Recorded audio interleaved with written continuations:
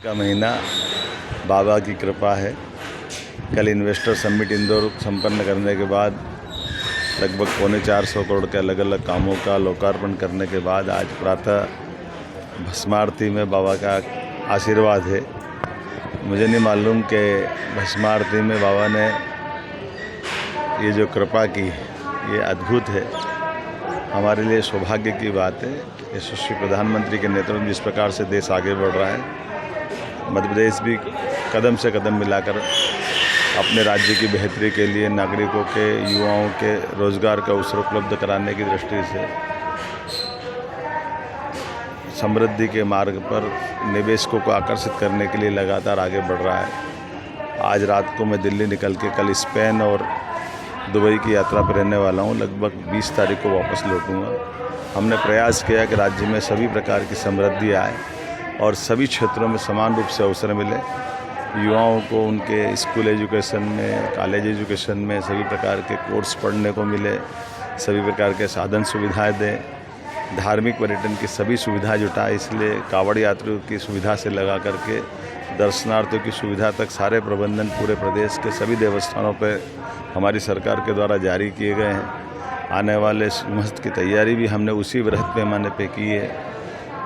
बच्चों के लिए खास करके उच्च शिक्षा विभाग के भी सभी कोर्स में जो विश्व स्तरीय कोर्स है उनको लाने का प्रयास कर रहे हैं। युवाओं को रोज़गार दिलाने के लिए नौकरियों की बड़े पैमाने पर संभावना जो हमारी है उसको यथार्थ बदलते हुए 1 लाख नौकरी जल्दी से जल्दी मिले और 2 लाख नौकरी हमारे अपने राज्य के अधिकारी कर्मचारियों के प्रमोशन के बाद जो पद खाली होने वाले हैं, प्रमोशन के माध्यम से लगभग 5 लाख लोगों को लाभ मिले।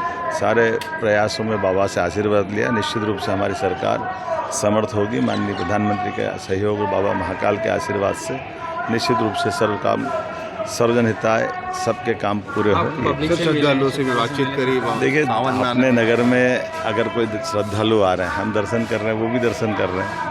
ऐसे हमारा फर्ज बनता है कि हम सबसे पूछें, उनकी कठिनाई जानें, उनकी दिक्कतें समझें। बाबा के आशीर्वाद के आनंद उनके चेहरे बता रहे हैं कि वो आनंद से इस दर्शन की पूरी यात्रा संपन्न कर रहे हैं। ये प्रशासनिक दृष्टि से भी आवश्यक हो जाता है कि हमको फीडबैक लेना है तो नीचे पूछ लें, क्योंकि ये बात सही कि अधिकारी सारे प्रबंधन करते हैं, लेकिन बीच में कहीं कोई गैप रहता है तो मैं प्रयास करता हूँ कि वो सारी चीज़ों का जानकारी कलेक्शन होती रहे। आज भी सावन का महीना है और ये 1,29,00,000 बहनों के लिए लाडली बहनों की राशि हमारे द्वारा डाली जाएगी।